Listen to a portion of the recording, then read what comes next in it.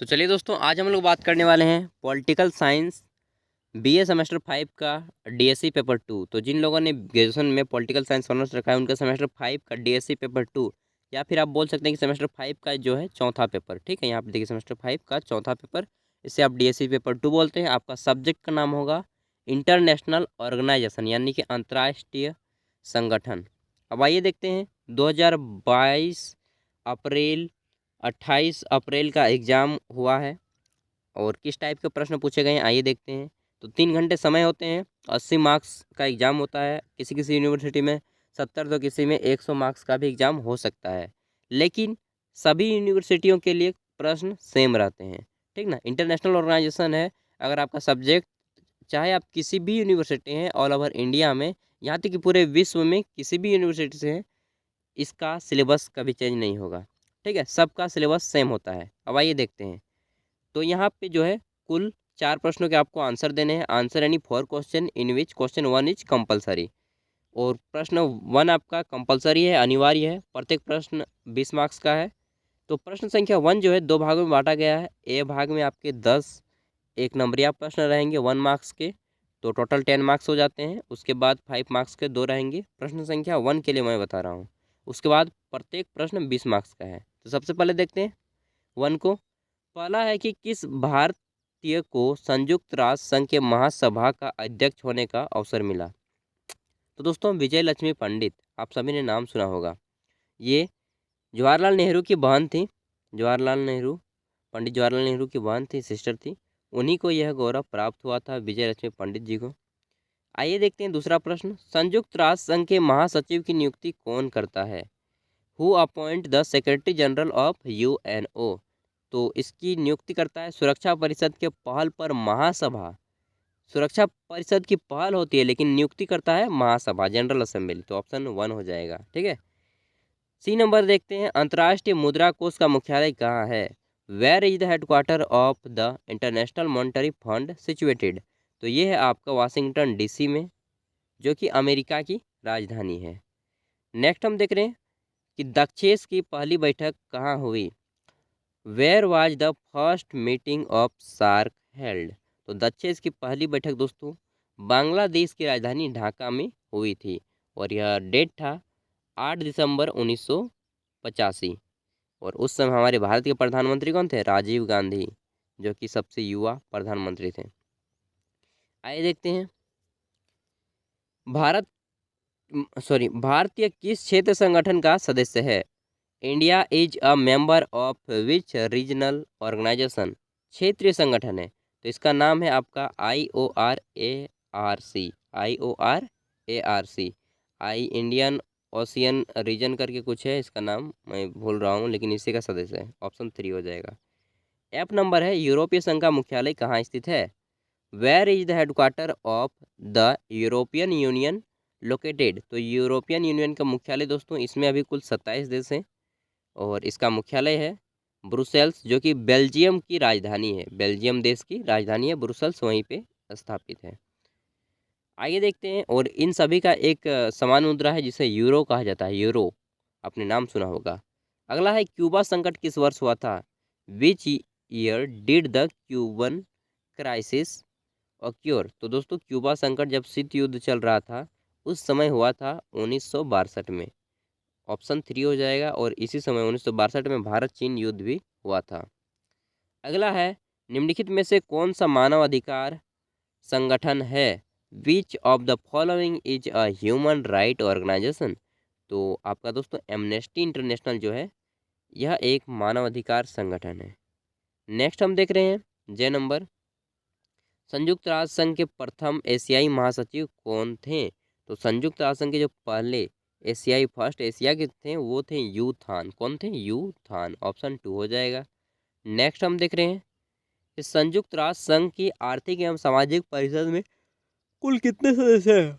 How many members are there in the Economic and Social Council of the United Nation Organisation? दोस्तों United Nation Organisation में अभी 54 सदस्य हैं और यह सदस्य जो हैं 54 सदस्य देश आपका 3 वर्षों के लिए चुने जाते हैं। कितने वर्षों के लिए? 3 वर्षों के लिए। तो ऑप्शन 4 हो जाएगा। अब आता है 1 का बी, और इसमें बोला जा रहा है कि किन्हीं 2 प्रश्नों के उत्तर देने हैं। प्रत्येक प्रश्न आपका 5 मार्क्स का रहेगा, तो 5 दूना 10 हो जाएगा। और पहला है आपका महासभा के गठन एवं कार्यों का वर्णन करें। Describe the composition and functions of general assembly. दूसरा है आपका न्यास परिषद पर एक नोट लिखें, और न्यास परिषद को वर्तमान समय पे इसको हटा दिया गया है। Right a note on trusteeship council. उसके बाद देखते हैं सी नंबर कि अंतर्राष्ट्रीय न्यायालय के अधिकार क्षेत्र का विवेचन कीजिए। Discuss the jurisdiction of international court of justice. अगला है, और अंतर्राष्ट्रीय न्यायालय के मुख्यालय कहाँ पे है? हेग, जो कि नीदरलैंड की राजधानी है। अगला है ओपेक पर एक नोट लिखें। OPEC, write a note on OPEC. OPEC का पूरा नाम क्या होता है? क्या होता है जी? ओपेक से होता है अरब पेट्रोलियम, नहीं हम भी बोल रहे हैं Petroleum Exporting Countries, Organisation of Petroleum Exporting Countries होता है, और इसका मुख्यालय वियना है, ऑस्ट्रिया की राजधानी में। याद आ गया। 2 नंबर पे है अंतर्राष्ट्रीय संगठन का क्या अर्थ है? उसके ऐतिहासिक विकास का उल्लेख करें। What is meant by international organisation? Mention its historical evolution. अगला है आपका संयुक्त राष्ट्र संघ के उद्देश्यों एवं लक्ष्यों का वर्णन करें। Discuss the aims and objectives of UNO. ठीक है। उसके बाद आता है 4 नंबर, संयुक्त राष्ट्र संघ के महासचिव की शक्तियों व कार्यों का आलोचनात्मक विवेचना करें। मतलब कि देखिए, संयुक्त राष्ट्र संघ के महासचिव की जितने भी शक्तियां हैं उनके बारे में कमियां ढूंढना है। कमियां ढूंढना क्या है? बता दीजिए कि ये अमेरिका का पक्षधर है, या फिर कुछ इसी तरह का बोला जा सकता है। ठीक ना। और किसी पे फोर्स करके नहीं बोल सकता है, इसके पास अपनी सैनिक शक्तियाँ नहीं हैं। तो यही सारी कमियों को निकालना है। Critically discuss the power and functions of the secretary general of UNO. और वर्तमान समय में यूएनओ के सेक्रेटरी जनरल कौन है? महासचिव। तो एंटोनियो गुटेरेस हैं, जो कि पुर्तगाल के हैं। ठीक है। अगला है संयुक्त राष्ट्र सुरक्षा परिषद के गठन एवं कार्यों का आलोचनात्मक विवेचन कीजिए। Critically discuss the composition and functions of the security council of UNO. आलोचना करना है, मतलब कि उसकी बुराइयों को निकालना है, कमियों को निकालना है, ढूंढ ढूंढ के निकालना है। और हम भारतवासी कमियों को तो पहली बार देखते हैं ना, अरे यार इसमें ये कमी है, हटाओ इसको, निकालिए यहाँ पे ये कमियाँ सारे। ठीक है ना, जितना भी कमियाँ निकालने का मन कर रहा है यहाँ पे निकालिए यार। सामूहिक सुरक्षा के अर्थ तथा उसके सफल संचालन की शर्तों का विवेचन करें कि एक सामूहिक जो सुरक्षा होती है उसके कौन कौन से अर्थ होते हैं, और उसके सफल होने के लिए कौन कौन सी शर्तें होती हैं, उन सभी को बताना है। Discuss the meaning of collective security and condition of its successful operation. अगला है आपका 7 नंबर, यूरोपीय संघ के गठन एवं उसके कार्यों का आलोचनात्मक विवेचन कीजिए। Critically discuss the organisation and functions of the European union.